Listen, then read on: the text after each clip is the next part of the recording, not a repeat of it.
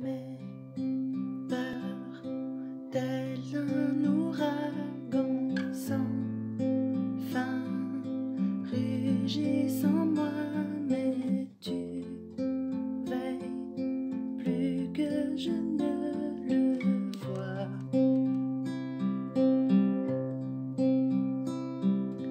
Tu sais mieux que moi-même les plans formés pour moi, car tu m'aimes plus que je ne le crois.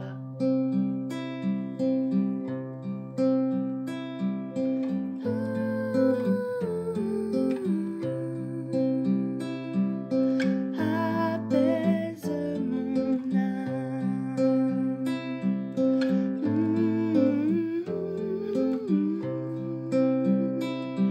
Dieu, tu apaises mon âme.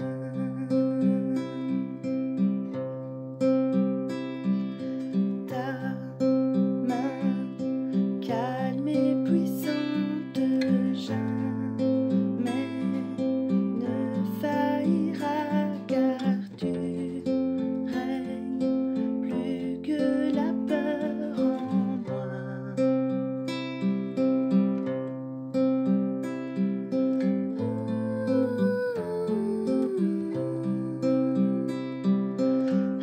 Apaise mon âme.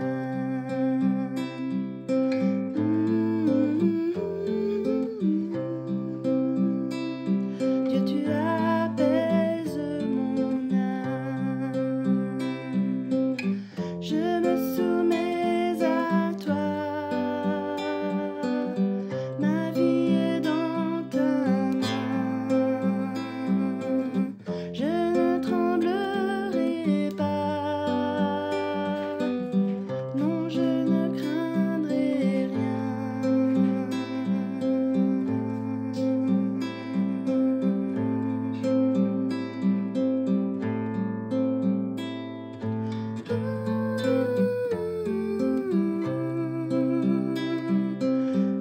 Apaise mon âme.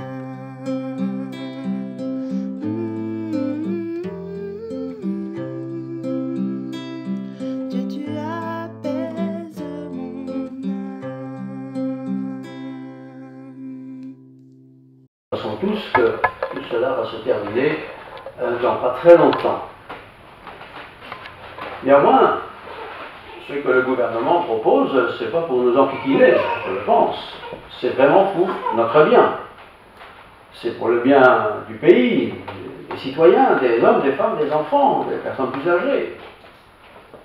Même si ça nous agace parfois, ou on est inquiet, on se dit oui, mais c'est pour notre bien. Je n'ai pas été payé pour le dire, hein, mais je pense que vraiment ils font pour notre bien.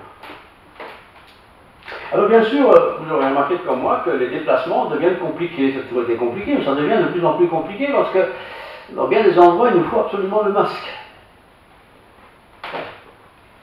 Comme dans la vie, on a souvent un masque, vous savez. Vous savez, la masque de l'hypocrisie, là. On est habitué à ça, non? Donc dans le fond, les masques, on les connaît. Bon, c'est pas de ces masques-là qu'on parle. C'est de ce masque qu'il faut mettre pour ne pas être contaminé ou ne pas contaminer d'autres. Enfin bref, pour se protéger. Même si c'est difficile à porter. Depuis quelque temps, nous avons entendu, comme vous comme moi, que voilà, certains pays sont dans la couleur rouge. Et si vous allez en vacances dans ces pays où c'est rouge, quand vous revenez, vous êtes mis en quarantaine. Mis en quarantaine.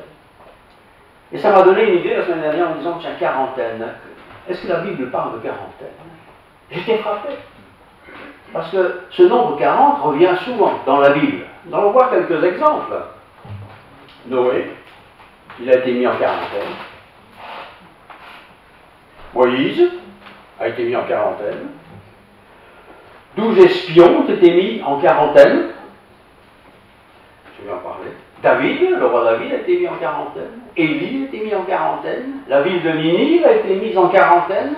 Toute une ville. Jésus a été mis en quarantaine. Et puis, bien sûr, les disciples ont aussi, pendant leur quarantaine, après la résurrection, reçu des bénédictions de la part du Seigneur. Alors, tous les voir aujourd'hui, ce serait un peu long, parce que ce coup-ci, on dépasserait certainement l'heure. Mais j'ai pris ceux qui m'ont le plus touché. Et je vais commencer par Noé. La vie de Noé. Ça vous dit quelque chose, hein, Noé qui a construit un grand bateau. Je vous invite à prendre votre Bible si vous l'avez, sinon vous notez le verset, vous pouvez lire le passage à la maison. C'est Noé chapitre 6. Je prends des extraits, hein, le passage est un peu long. Noé chapitre 6, verset 5 jusqu'au 8. Constat. L'Éternel vit que la méchanceté des hommes était grande sur la terre. Il y a longtemps de cela. L'Éternel vit que la méchanceté des hommes était grande sur la terre. Et que toutes les pensées de leur cœur, c'est terrible, hein, se portaient chaque jour uniquement vers le mal. L'Éternel se repentit d'avoir fait l'homme sur la terre et il fut affligé dans son cœur. Et l'Éternel dit, j'exterminerai de la face de la terre l'homme que j'ai créé, depuis l'homme jusqu'au bétail, aux reptiles et aux oiseaux du ciel, car je me repens de les avoir faits. Constat de Dieu terrible. Au verset 8, mais, Dieu veut tout détruire, mais Noé trouva grâce aux yeux de l'Éternel. Noé trouva grâce aux yeux de l'Éternel. Je continue. Voici la postérité de Noé. Noé était un homme juste et intègre dans son temps. Noé marchait avec Dieu. Noé marchait avec Dieu. Au chapitre 7, verset 1, l'Éternel dit à Noé, entre dans l'arche. Il a construit cette arche. Noé, entre dans l'arche, toi et toute ta maison, car je t'ai vu juste devant moi parmi cette génération. Je t'ai vu juste devant moi parmi cette génération. Au verset 12, la pluie tomba sur la terre 40 jours et 40 nuits. Et ce n'était pas une petite pluie, j'imagine, sympathique qui arrose bien le jardin. C'est une pluie torrentielle qui pendant 40 jours et 40 nuits tomba sur la terre. Et puis au verset 24, résultat de tout ça, les eaux furent grosses sur la terre pendant 150 jours. 40 jours plus 150 jours, ça fait le nombre de jours que Noé est à l'intérieur de cette arche. Le confinement que nous connaissons, c'est difficile à vivre, évidemment. C'est pas tout à fait l'arche. On n'a rien fait de spécial, on n'est pas plus méchant que les autres, on n'est pas forcément meilleur que d'autres non plus, mais nous subissons évidemment cette pandémie qui est presque devenue universelle. Tant de pays sont sous la puissance de ces virus-là. Et parmi ces gens, il y a des gens qui sont mauvais. On pourrait dire, tant mieux pour eux. Mais il y a beaucoup de gens qui ne sont pas mauvais du tout, qui sont d'ailleurs de vrais croyants, d'autres qui ne sont pas croyants mais qui ne sont pas mauvais non plus, et qui peut-être subissent cette mise en quarantaine. Et nous nous souvenons du mois de mars, tout à fait au début, quand c'était la quarantaine, qui a duré un bon bout de temps, on ne pouvait plus sortir sauf urgence pour aller chercher de la nourriture ou des choses comme ça. C'était terrible. Terrible. De devoir rester enfermé chez soi. J'ai souvent pensé personnellement aux gens de ces grandes villes qui sont empilés les uns sur les autres, sur des étages et des étages dans des espaces très restreints. Vous ne pouvez pas sortir. Dans nos régions, nous avons quand même de l'espace. Nous avons quand même de quoi respirer un petit coup. Et puis nous avons de quoi aussi nous occuper, j'y reviens tout à l'heure. Noé était dans ce bateau qu'il avait construit. Il a plu pendant 40 jours. Et quand il y a une bonne drache, c'est impressionnant, on sait ça. Mais là, ça a duré 40 jours et 40 nuits. Et ce n'était pas la petite drache ou la grande drache, c'était la pluie abondante. La terre entière était recouverte d'eau. Les plus hautes montagnes étaient atteintes par le niveau de l'eau. Alors, moi, j'aime pas trop l'eau. C'est comme ça. Alors, si j'imagine que l'eau monte, là, ici par exemple, donc ça veut dire que la route en bas est déjà pleine, la rue en plus bas est encore pleine, donc c'est un niveau qui monte, qui monte, qui monte. Je serais effrayé. Et je pense que Noé a dû être effrayé, ainsi que sa famille, quand ce bateau a commencé à bouger. Parce qu'après tout, il n'avait jamais flotté. Est-ce qu'il allait tenir le coup? Terrible d'être isolé. Noé ne savait pas ce qui se passait à l'extérieur, mais il s'imaginait bien, avec un tel niveau d'eau, qu'il ne devait pas y avoir beaucoup de survivants. En fait, il n'y avait pas de survivants. Néanmoins, à l'intérieur de cette arche, Noé et sa famille ont obéi au Seigneur. Ils ont fait ce que Dieu a demandé. Ils sont entrés dans cette arche. Dieu a fermé la porte lui-même. Pas question de l'ouvrir. Ils ont dû attendre. Avec tous ces animaux. Le craquement du boiteau, j'imagine. Le bruit de la pluie, parce que ce n'était pas des gouttelettes, ça devait être impressionnant. Le confinement, c'est terrible. C'est terrible parce qu'on est isolé. Et bien des gens sont isolés. Même aujourd'hui. Le deuxième cas que j'ai pris, c'est Moïse. Le temps a passé, les choses se sont restaurées, mais le cœur de l'homme n'a pas changé. C'est ça le problème. Il n'a toujours d'ailleurs pas changé. Dans l'Exode, chapitre 24, je vous lis un extrait, chapitre 24, versets 13 à 18. Donc, nous sommes ici en présence de Moïse, ce Moïse qui a été élevé à la cour d'Égypte, personnage fameux, mais qui, voilà, se trouve maintenant dans une situation pas très simple. Il doit diriger un peuple qui est pas hostile, mais difficile à gérer. Exode donc 24, verset 13 jusqu'au 18. Moïse se leva avec Josué qui le servait, et Moïse monta sur la montagne de Dieu, sur la montagne du Sinaï. Il dit aux anciens, attendez-nous ici jusqu'à ce que nous revenions auprès de vous. Voici Aaron et Hur, c'était ses collègues, resteront avec vous. Si quelqu'un a un différent du problème, c'est à eux qu'il s'adressera. Moïse monta sur la montagne, et la nuée couvrit la montagne. La nuée en question, c'est une nuée que Dieu donnait au peuple pour montrer qu'il était présent. La gloire de l'Éternel reposa sur le mont Sinaï.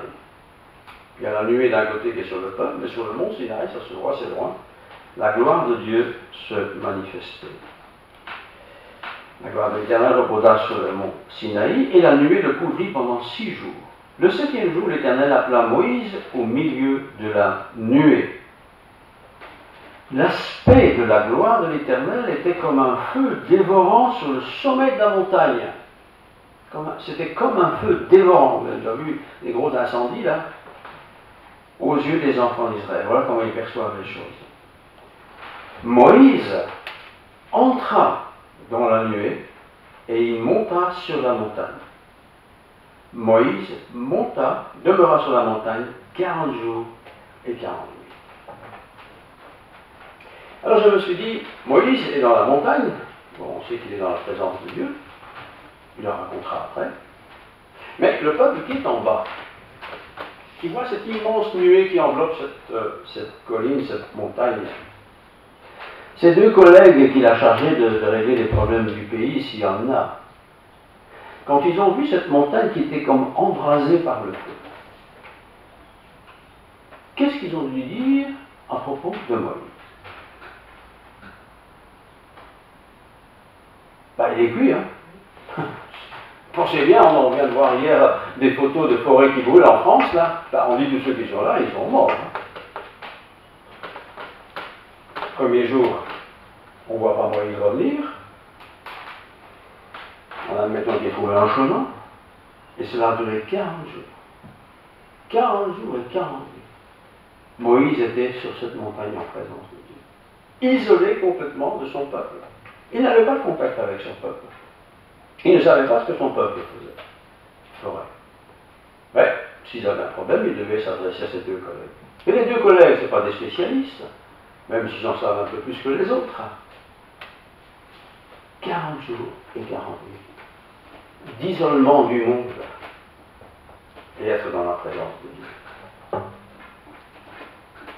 Je répète, le peuple ne savait pas ce qui se passait. Moïse était bien. Il a reçu les tables de la loi que Dieu avait écrites de son doigt. C'est pas rien.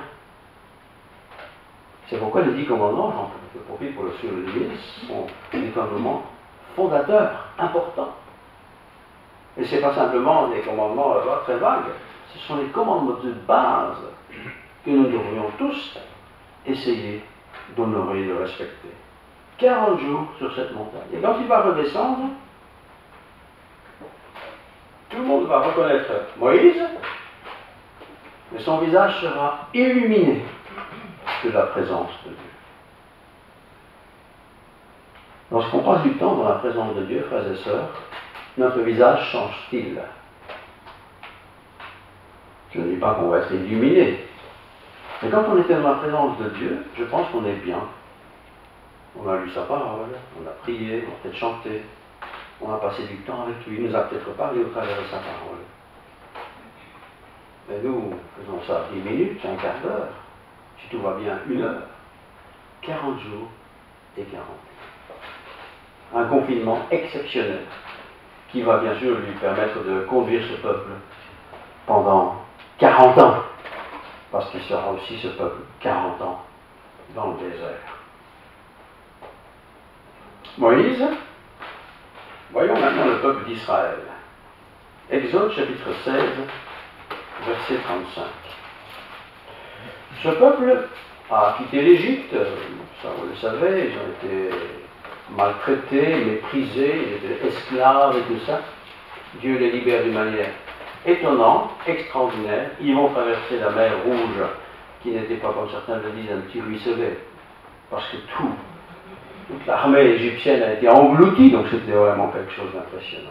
Et on pourrait dire qu'avec ça, ils sont blindés. Avec ça, ils vont passer tous les obstacles, eh bien non. Au lieu de mettre une quarantaine de jours pour traverser ce désert, ils vont mettre 40 ans. Et en fait, il n'y a pas grand monde qui est sorti d'Égypte. Il va vraiment entrer en Israël. 40 ans de désert. Exode chapitre 16, verset 35. Ce peuple avait le toupet en plus de se plaindre. Ils viennent d'être libérés de manière miraculeuse. Évidemment, dans le désert, il n'y avait pas des poireaux. Hein. C'était écrit comme ça. Il n'y avait pas de l'ail. Ce qu'ils aimaient bien l'ail, il y avait des poireaux, visiblement. Hein? Pas d'oignon non. Pas d'oignon non plus, voilà. Alors, pas content, hein. Vous savez, quand on a quelque chose qu'on n'a plus, dans le confinement, zut alors, on n'a plus nos pommes. On n'a plus pas notre boulanger. Ils sont comme ça, hein. Alors, je lis. Exode 16, verset 35. Les enfants d'Israël mangèrent la manne pendant 40 ans. Dieu n'allait pas les laisser mourir de faim, évidemment. Mais pendant 40 ans, ce coup-ci. Ça devait durer 40 jours. 40 ans, vous allez manger la même chose. Je vous le donnerai, et vous la mangerez. Jusqu'à ce que leur arrivée dans un pays habité. Ils mangèrent la manne jusqu'à leur arrivée aux frontières du pays de Canaan. L'Homère et la 10e partie de l'Épha, ça c'est le poids et la mesure. Ils avaient le droit de récolter cette manne tous les jours, et la veille du Shabbat, ils pouvaient en recueillir pour 2 jours. En plus, ils ont eu des cailles. Je ne sais pas si vous avez bien les cailles, mais moi j'imagine que si j'avais des cailles tous les jours, d'abord il faut les attraper, c'est pas trop difficile. Il faut les déplumer, je suppose, il faut les cuire. Un jour ça va, 2 jours ça va, mais pendant 40 ans. 40 ans. C'était de leur faute. Nous nous plaignons parce que nous sommes parfois peut-être un peu isolés ou confinés, si admettons qu'il y a encore des confinements très, très stricts. Mais en fait, nous pouvons aller acheter nos affaires au magasin. Ah oui, on ne peut pas aller à 2, c'est embêtant. Surtout beaucoup, c'est le cas dit d'ailleurs. Hein. On ne peut pas aller à 2 parce que c'est un règlement. Et on se plaint, on se pète, bon aussi. Mais 40 ans, invariablement la même nourriture. Tous les jours. Tous les jours, tous les jours. Et la Bible dit de ce peuple, c'est un peuple au cou raide. En français courant, il y a un peuple tiestu. Vraiment. Ils râlent tout le temps, quoi. Comme nous aussi, nous râlons parfois plus qu'il ne faut, hein. Plus qu'il ne faut. 40 ans. C'est long, 40 ans. 40 jours, c'est déjà pas rien. Mais 40 ans. Denise, 40 ans la même chose, j'imagine. Oh, On avait une ferme, hein, pour ceux qui ne savent pas. C'était très varié, là. Bons légumes du jardin, hein. Depuis 40 ans, la même chose. Il y avait de quoi se plaindre. Ça, c'est assez facile. Voyons maintenant un peu le temps passé. Les choses ont évolué. Un roi est en Israël. Un roi qui d'ailleurs avait été choisi par Dieu. Nous en avons parlé il n'y a pas très longtemps. Mais qui n'a pas trop écouté Dieu. Il a plutôt écouté sa vanité. Et le peuple va se retrouver dans une situation de conflit avec un peuple ennemi, il y a toujours des ennemis, qui est guidé, enfin il y a quelqu'un qui est prétentieux dans ce peuple, c'est un homme qui s'appelle Goliath, qui est très grand, près de 3 mètres de haut, et il provoque Israël en disant, voilà, envoyez-nous un combattant, s'il gagne, nous serons soumis à vous, si je gagne, c'est vous qui serez soumis à nous, pas le choix, c'est un défi. Mais qui peut bien combattre un homme de 3 mètres de haut, très fort? Alors, dans le livre du prophète Samuel, voilà ce qui est écrit, 1 Samuel, chapitre 17. 1 Samuel 17. Voilà. 1 Samuel 17, verset 16.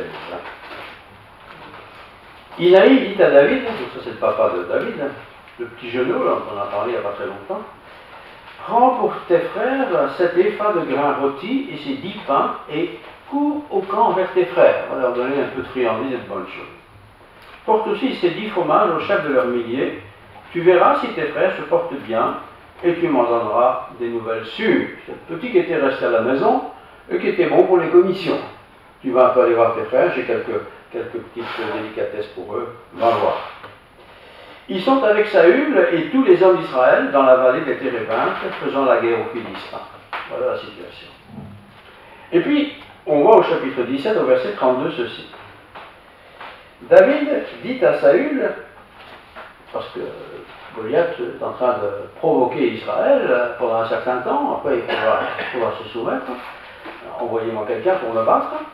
David apprend la nouvelle, David dit à Saül que personne ne se décourage à cause de ce Philistin, donc ce Goliath. Ton serviteur ira se battre avec lui. Et son serviteur était petit par rapport à Goliath. Puis il n'avait pas l'air d'être un soldat, il n'avait même pas d'armure, il n'avait pas le look pour être un combattant.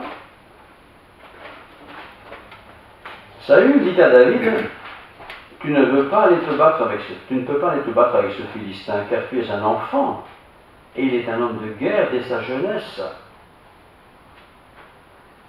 Il provoque Israël depuis pendant 2 jours, 40 jours en fait. David dit à Saül, ton serviteur faisait paître les brebis de son père, et quand un lion ou un ours venait en enlever un du troupeau, je courais après lui, donc après l'animal en question, je le frappais, j'arrachais les brebis de sa gueule. S'il se dressait contre moi, je le saisissais par la gorge, je le frappais et je le tuais. Un beau petit jeune homme qui n'avait pas peur des animaux violents qui tentaient de temps en temps d'attraper un de ses membres de son troupeau. Et David va visiter ses frères. C'est un beau jeune homme, dit la parole de Dieu, un peu gringalet par rapport au gabarit des soldats. Et lui se propose d'aller combattre ce Philistin, ce provocateur, ce moqueur de Dieu. Tout ça c'est raconté sur lui. Mais même Saül, qui avait trouvé personne, ne pouvait pas envoyer ce petit jeune homme, il est trop petit, il est trop fragile, non, ça n'ira pas. À coup sûr, on va perdre la bataille, il était déjà perdu de toute façon. Et puis je lis un peu plus loin, au verset 32 à 36, 32 à 36, donc je poursuis. David dit à Saül, voilà, c'est ainsi que le serviteur a terrassé le lion et l'ours, il en sera de ce Philistin, de cet incirconcis, comme de l'un d'eux, car il a insulté l'armée du salut. David dit encore, verset 37, l'Éternel qui m'a délivré de la griffe du lion et de la patte de l'ours me délivrera aussi de la main de ce Philistin. Et Saül dit à David, va, et que l'Éternel soit avec toi. 40 jours de provocation. Ça c'est long. 40 jours, ce Philistin, chaque jour, descendait dans la vallée et disait, hey, vous êtes notre combattant. Mais la limite, c'était 40 jours. Après ça, vous devez vous soumettre en tant que nation. Et puis arrive ce petit jeune homme. Petit parce qu'il était petit par rapport à tout, c'est très grand, n'est-ce pas? Envoyé par Dieu. proposé par son père pour aller visiter ses frères et leur apporter quelques friandises. Mais il est choqué de voir que ce Philistin, ce païen, ose provoquer les fils de Dieu, les enfants de Dieu. 40 jours de provocation. Je me suis dit, si j'étais en quarantaine, en présence de personnes qui pendant 40 jours me provoquent, me défient, comment est-ce que je tiendrais? Je peux bien résister une fois ou deux, mais pendant 40 jours, tous les jours, la même provocation, peut-être plusieurs fois par jour. Alors, il va succomber. Vous connaissez bien l'histoire. J'avance un peu, on arrive à l'époque de Jonas. Jonas, vous savez, le prophète de Dieu, qui n'aimait pas trop les païens. Il n'aimait en tout cas pas trop les gens de Ninive. Et pourtant, Dieu va l'envoyer à Ninive. Et dans le livre de Jonas, au chapitre 3, versets 2 à 5, je vais avancer un peu, Dieu lui dit, « Lève-toi, va à Ninive, la grande ville, et proclame-y la publication que je t'ordonne. » Et Jonas se leva, il alla à Ninive, selon la parole que l'Éternel avait dite. Or, Ninive était une très grande ville de 3 jours de marche. Une grande ville, hein. Il ne faut pas 3 jours pour traverser la ville d'Arlon. Donc on peut bien imaginer la superficie de ce pays. Et vous connaissez bien l'histoire. Ce peuple, quand il va entendre le message de Jonas, dans 40 jours et 40 nuits, Dieu va détruire Ninive. Quand le peuple va entendre cette nouvelle, depuis le plus petit jusqu'au roi, que vont-ils faire? Ils n'ont pas dit, petit jeune homme, non, monsieur, vous êtes un peu... Ils se sont repentis. 40 jours et 40 nuits. Le peuple va se détourner du mal qu'il a fait. Je lis encore, toujours à propos de notre ami Jonas, au verset chapitre 4, 1 et 2. Cela déplut fort à Jonas, et il fut irrité. Ah oui, le peuple s'est repenti et il sait que Dieu ne va pas exercer sa sentence. Il est irrité, il est fâché. Résultat des courses, il implora l'Éternel et dit, « Ah, l'Éternel, n'est-ce pas ce que je disais quand j'étais encore dans mon pays? C'est ce que je voulais vous prévenir en fouillant de Tarsis, car je savais que tu es un Dieu compatissant et miséricordieux, lent à la colère, riche en bonté. Maintenant, Éternel, prends-moi dans la vie car la mort m'est préférable à la vie. » Et vous connaissez l'histoire tout entière. Il avait été vomi par ce grand poisson, alors qu'il avait déjà désobéi. Il se retrouve là comme prédicateur pour annoncer la destruction de ce pays. Et le peuple va changer d'attitude. Jonas a été un prédicateur au service de Dieu qui a fait que ce pays tout entier, Ninive, va se repentir et changer d'attitude. Et puis, au Nouveau Testament, nous avons Jésus, notre Maître à tous, notre Seigneur, notre Sauveur. Et je vous lis dans l'Évangile de Matthieu, au chapitre 4, quelque chose qui a été terrible pour le Seigneur Jésus. Matthieu 4, 1 à 11.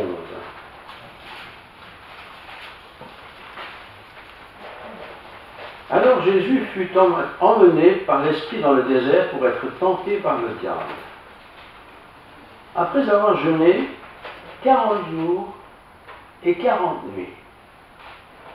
Ça c'est long. 40 jours, 40 nuits, jeûner dans le désert. Jésus eut faim. Le tentateur s'étant approché, vous connaissez l'histoire, va le tenter à plusieurs reprises, mais Dieu va toujours répondre par la parole. Être pendant 40 jours, 40 nuits dans le désert, tout seul. Il fait chaud dans ce désert. On est isolé dans ce désert. C'est comme dans le confinement, quoi. Si on a une famille, on n'est pas tout à fait tout seul, mais combien de gens sont seuls de seuls, hein? Heureusement, nous avons le téléphone, nous avons Internet, nous pouvons communiquer si vous voulez. Mais là, pas question. Jésus est là tout seul, seul de seul. En plus, il est tenté. Et il va résister à la tentation. Ces 40 jours de jeûne et d'isolement n'auront pas de pouvoir sur l'attitude de Jésus. Il restera fidèle. Je me suis dit aussi, en réfléchissant un peu tout ce sujet, peut-être des gens se sont convertis depuis le début de la pandémie, sûrement d'ailleurs, mais peut-être aussi des hommes et des femmes se sont découragés. Ils se disent, mais pourquoi? Pourquoi cela nous arrive-t-il? Certains d'ailleurs, vous l'avez sûrement entendu comme moi, se disent, ah ben moi je suis chrétien, rien ne peut m'arriver, je me fiche de tout, je fonce, je fais comme je veux, et ils se font avoir. Le président brésilien, si je ne me trompe pas, c'est ça, il est un chrétien engagé,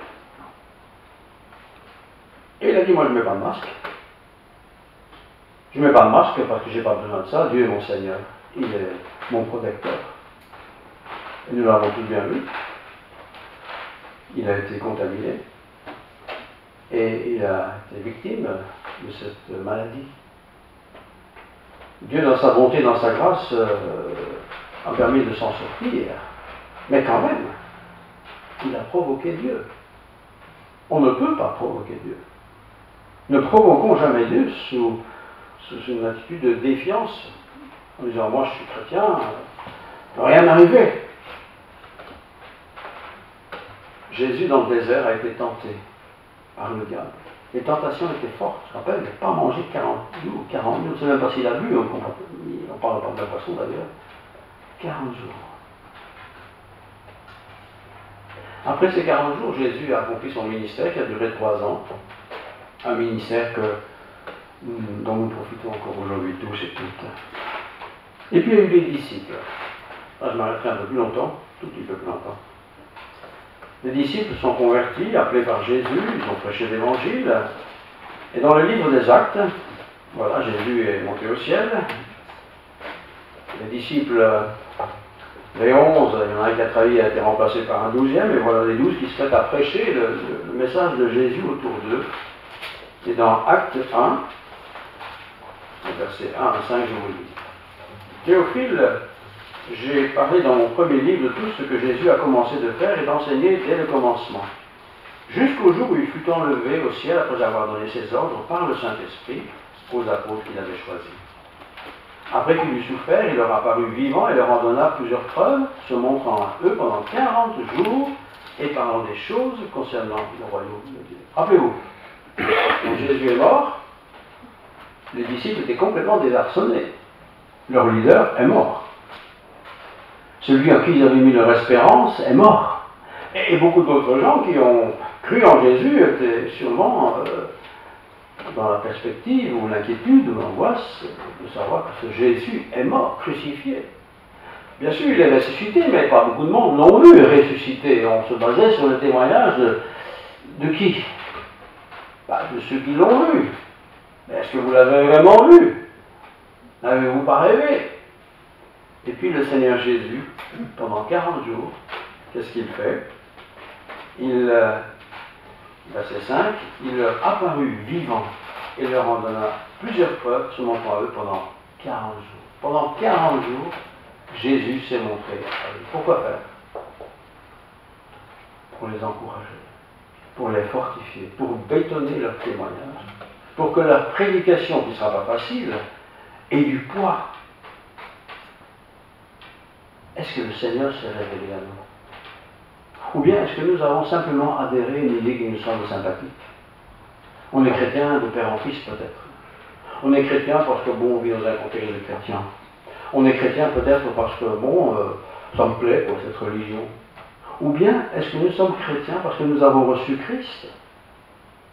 Est-ce que Christ s'est révélé à nous? Là, 40 jours. Et c'est pourquoi on peut avoir confiance dans les écrits des apôtres.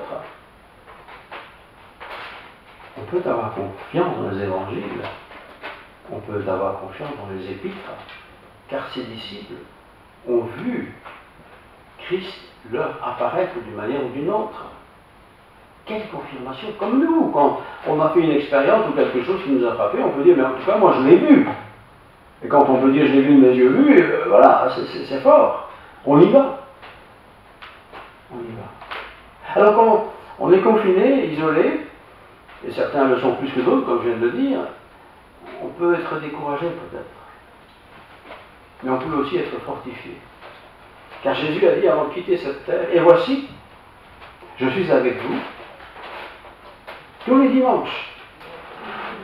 Hein? Tous les jours. Combien de temps? Jusqu'à la fin du monde. Alors si le Seigneur a promis d'être avec ses disciples et tous ceux qui croient en lui jusqu'à la fin du monde, ma foi doit être audacieuse. Ma piété chrétienne doit être audacieuse. Je ne fais pas les choses parce que j'ai un intérêt à le faire. Je le fais parce que je suis chrétien. Je suis témoin de Jésus, je raconte ce qu'il a fait dans ma vie. Je reste fidèle. Jusqu'à la mort, nous te serons fidèles. Combien ont commencé avec le Seigneur un bon bout de temps et puis tout d'un coup, pouf, laisse tout tomber. C'est fini. On dirait que ça ne compte plus. Jusqu'à la mort, nous te serons fidèles. Acte 1, 8, je relis. Mais vous recevrez une puissance, le Saint-Esprit. Le Saint-Esprit, c'est la partie immatérielle de Dieu qui est donnée à ceux qui croient en lui. Avez-vous le Saint-Esprit? Le Saint-Esprit ne s'achète pas, ne se mérite pas. Ce n'est pas une notion intellectuelle, c'est la présence de Dieu en moi. Et c'est parce qu'il y a cette présence de Dieu en moi que je reste fidèle, que je crois dans sa parole. Et quand je doute, que je suis rassuré. Important de se poser la question. Mais pas se poser la question toute l'éternité. Il faut y répondre. Celui qui croit en moi vivra. Il vivra parce qu'il aura cru, mais aussi il vivra parce que je lui donnerai mon Saint-Esprit, qui est le même pour tous. Il n'y a pas un Saint-Esprit spécial, c'est le même pour tous. Et c'est lui, le Saint-Esprit, qui me fortifie. Pas seulement un jour, pas 2 jours, mais tout le long de ma vie, jusqu'à la fin de mes jours. Avez-vous reçu le Saint-Esprit? Conclusion?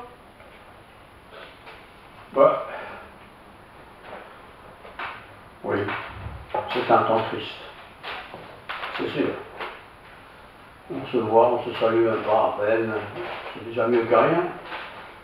Mais c'est quand même un peu triste, quoi. On est un peu étrangers les uns pour les autres. C'est pas le plus grave.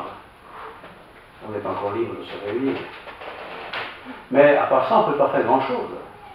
On ne sait pas ce que demain sera pour nous. Personne ne le sait. Moi, je ne le sais pas en tout cas.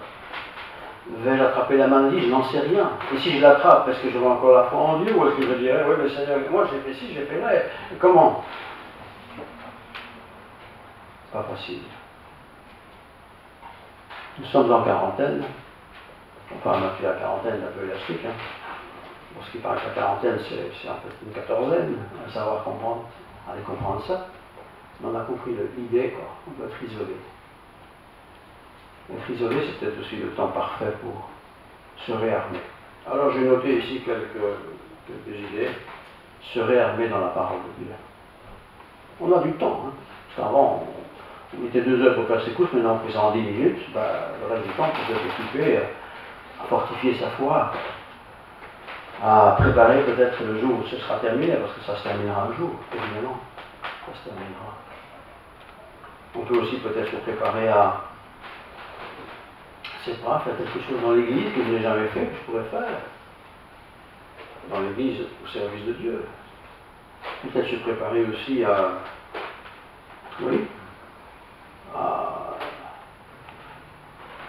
un travail, à une étude, à une initiative sociale, à quelque chose, quoi. Pour quand cette pandémie sera terminée, ça terminera un jour, eh bien je puisse me mettre au service du Seigneur pleinement. Je pense qu'il nous faut tous profiter de ce temps pour fortifier notre foi. Moïse a été 40 jours sur cette montagne. Lui, il était bien, il était avec Dieu. Mais tous les autres en bas, ça devait être difficile. La ville de Ninive avait cru dans le message de ce Jonas. Ils ont entendu ce message pendant 40 jours. Et tout le monde s'est repenti. On a peut-être besoin de se repentir aussi. De quelque chose qu'on a mal fait ou pas fait.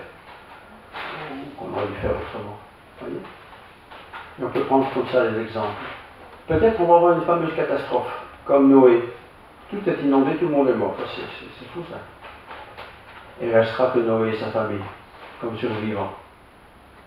Imaginez une chose pareille. Tout le monde est mort.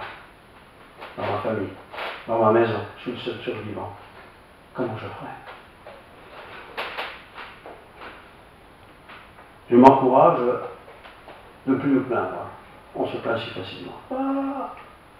Oui, c'est pas marrant. Mais ça se terminera. Le virus n'aura pas de dernier mot, je pense. C'est le Seigneur qui a le dernier mot. Profitons de cette situation pour nous rapprocher de Dieu, pour fortifier notre foi et aussi pour augmenter notre connaissance de la parole de Dieu. Augmenter la connaissance de la parole de Dieu, c'est peut-être davantage la lire, ou en tout cas la méditer. Vous êtes déjà au culte, c'est bien. Il n'y a pas beaucoup d'endroits, il n'y a plus de culte depuis longtemps. C'est difficile. Pensons peut-être quand ça sera fini, qu'est-ce que je vais pouvoir faire en tant que chrétien, en tant que chrétienne. Prions. Seigneur, tous ces exemples, de situations difficiles, uniques, exceptionnelles, comme sans doute celle que nous vivons maintenant est assez exceptionnelle, c'est pourtant des situations que tu contrôles, que tu connais, que tu maîtrises. Tu es Dieu. Tu es créateur de tout. Tu contrôles le bien, tu contrôles le mal. Rien ne peut se faire sans que tu l'aies permis. Et ça, c'est encourageant. En attendant, Seigneur, c'est vrai, nous sommes sur cette terre, avec ces difficultés, ce n'est pas facile. Nous avons parfois envie de rencontrer des amis, des frères, des familles. C'est difficile de suivre tous ces règlements. Mais nous voulons les suivre parce que c'est sans doute pour notre bien. Et tu nous as aussi recommandé de nous soumettre aux autorités. Seigneur, que cette journée qui est ensoleillée soit pour nous tous une journée bénie. Que nos projets, nos rêves pour l'avenir soient des projets, des rêves bénis. Et que lorsque nous serons libérés de cette pandémie, nous puissions être prêts à faire ce que tu nous demanderas. Seigneur, garde-nous de tout mal. Garde-nous dans la tentation. Protège-nous du péché. Et laissons le Saint-Esprit agir en nous. Que ta parole soit notre conseiller en tout temps, en tout moment. Que nous n'ayons pas honte de l'Évangile. Ce qu'il nous a dit est suffisant pour que nous le mettions en pratique. Que la grâce de Dieu, que la paix du Seigneur Jésus, la plénitude de l'Esprit Saint inonde nos vies. Que nous soyons des témoins en tout temps. Pas toujours facile, c'est vrai, mais nous comptons sur toi, Seigneur, pour ta présence, pour ton soutien, pour ton esprit. Inspire-nous, corrige-nous, édifie-nous, Seigneur, et que ton Église rayonne par sa sainteté. Je te prie ça au nom de Jésus. Amen.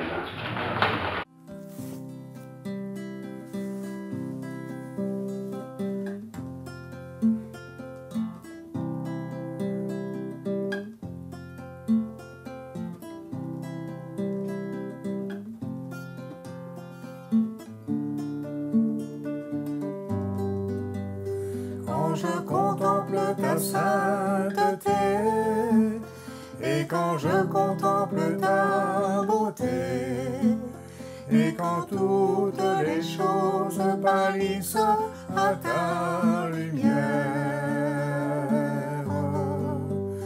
quand j'ai trouvé la joie près de ton cœur, quand je m'enveloppe de ton amour, et quand toutes les choses pâlissent à ta lumière,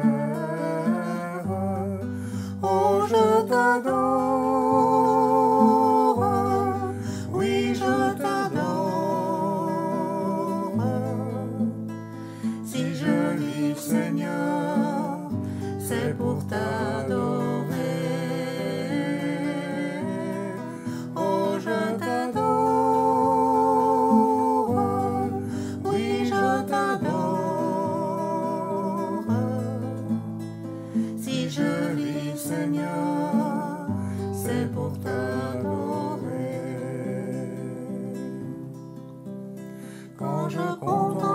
ta sainteté. Et quand je contemple ta beauté, et quand toutes les choses pâlissent